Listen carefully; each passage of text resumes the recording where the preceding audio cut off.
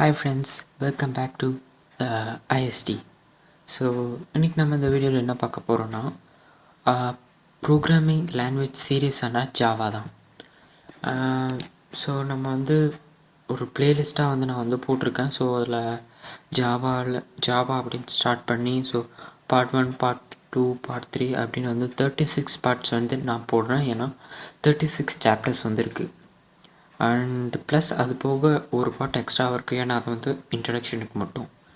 So இப்போ Part-1 என்ன பார்க்க போகிறோன்னா இன்ட்ரடக்ஷன் தான்.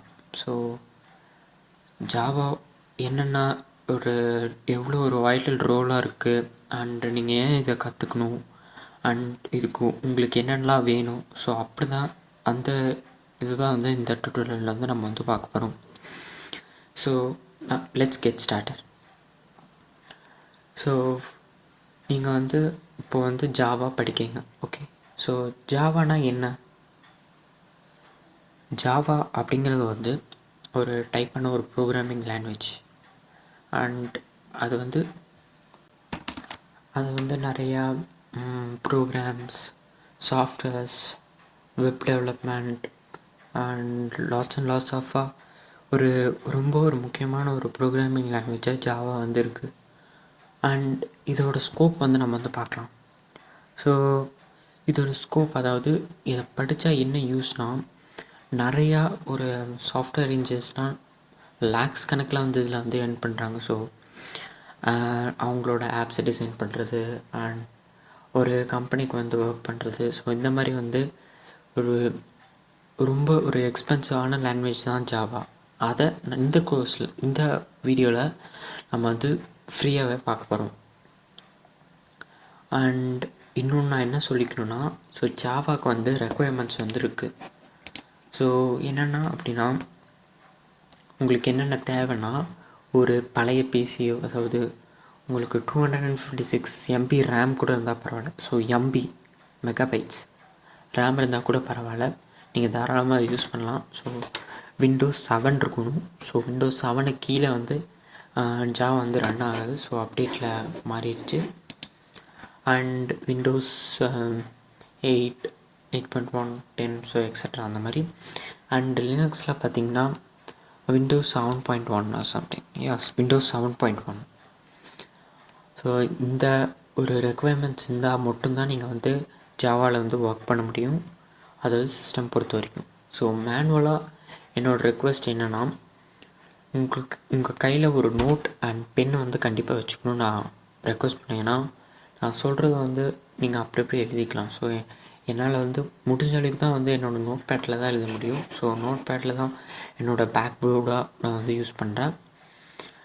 அண்டு கொஞ்சம் கஷ்டமாக இருக்கும் சில பேருக்கு. பட் நீங்கள் ஒரு நோட் இல்லை பென் அப்படி ஏதாச்சும் எடுத்து வச்சிட்டிங்கன்னா, ஸோ நான் சொல்ல நீங்கள் ஏதாச்சும் நோட் பண்ணி வச்சிட்டிங்கன்னா ரொம்ப ஹெல்ப்ஃபுல்லாக இருக்கும். And next, patience. So patience ரொம்ப ரொம்ப முக்கியம். அதாவது இப்போ நான் அந்த சின்ன சின்ன பாயிண்ட்லாம் நான் சொல்லிருவேன். சில பேர்லாம் ஸ்கிப் பண்ணி பார்ப்பாங்க. ஸோ அப்படி பண்ணுறவங்க ஸோ அதை ஸ்டாப் பண்ணிக்கோங்க. ஏன்னா ஜாவாங்கிறது ஒரு சின்ன ஒரு வேர்டு கூட மிஸ் பண்ணிங்கனாலும் டோட்டலாகவே கன்ஃபியூஸ் ஆயிரும். அதுதான் ரொம்ப ஒரு ரிஸ்க்கான ஒரு பார்ட் ஜாவாவில். ஸோ அதனால் இந்த வீடியோவில் நான் என்னென்ன சொல்கிறேனோ அதை அப்படி பொறுமையாக லிசன் பண்ணி பாருங்கள், ஸ்கிப் பண்ணாதீங்க. அண்ட் நெக்ஸ்ட், ரொம்ப இம்பார்ட்டண்ட்டான ஒரு விஷயம், ரொம்ப ரொம்ப தேவையானது, இன்ட்ரெஸ்ட். இந்த வீடியோவுக்கு வரக்கு முன்னாடி நான் இன்னொன்று சொல்லிக்கணும். இன்ட்ரெஸ்ட் இருக்கிறவங்க மட்டும் இந்த வீடியோவில் இருக்கணும்.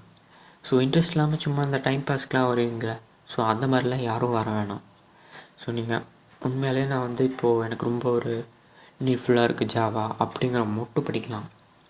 ஏன்னா ஜாவாங்கிறது அதுக்காக. ஸோ சும்மா படிச்சுட்டு வேஸ்ட் பண்ணுறதுக்கு இல்லை. ஏன்னா நிறைய பேர் லைக் 20,000, 10,000 ஸோ இந்த மாதிரிலாம் கட்டி ஜாவாவுக்கு படிக்கிறாங்க. ஏன் யுடிமி அப்படிங்கிற ஒரு வெப்சைட்லேயே நியர்லி ஒரு $10 அப்படி தான் ஸ்டார்டிங் ப்ரைஸு. பட் நான் இந்த ஃப்ரீயாக எடுக்கிறது காரணம் நிறையவே இருக்குது. ஸோ அதனால் இன்ட்ரெஸ்ட் இருக்கிறவங்க மட்டும் இந்த வீடியோவில் இருக்கலாம். ஸோ நம்ம நெக்ஸ்ட் Chapter 1 அப்படிங்கிறது ஸ்டார்ட் பண்ணி நம்ம நெக்ஸ்ட் கோ வந்து பண்ணுவோம். ஸோ சேனல் வந்து மறக்காமல் சப்ஸ்கிரைப் பண்ணிடுங்க. ஏன்னா நெக்ஸ்ட் நான் வந்து ஒரு 1 டே டு 1 டே தான் நான் வந்து வீடியோ போடுவேன். ஸோ அந்த 1 டே கேப்புக்குள்ளே நான் தர ஹோம்ஒர்க் வந்து நீங்கள் வந்து கரெக்டாக பண்ணிடணும். ஸோ இன்றைக்கான ஹோம்ஒர்க் என்னென்னா, ஸோ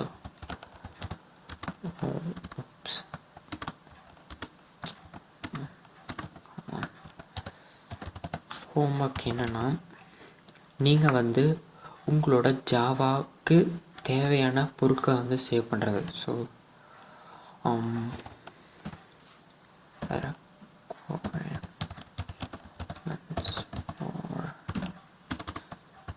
ஜாவா. ஸோ இதை வந்து நீங்கள் வந்து முக்கியமாக பார்க்க வேண்டியது. ஸோ சப்போஸ் வந்து உங்களோட பிசி அந்த மாதிரி ஏதாச்சும் வந்து ரிப்பேர் ஆகிடுச்சுன்னா ஸோ அதை ரெடி பண்ணிக்கோங்க. அண்டு ஏதாச்சும் நோட் இல்லை அப்படின்னா நீங்கள் வந்து அதுக்கு தனியாக ஒரு நோட் போட்டு ரெடி பண்ணி வச்சுக்கோங்க. அண்டு மற்ற technical issues net pack so இந்த மாதிரிலாம் வந்து நீங்கள் வந்து கரெக்டாக பார்த்து வச்சுக்கணும். அண்ட் ஆல்சோ உங்களோட டைம் தான் ரொம்ப ரொம்ப முக்கியமானது.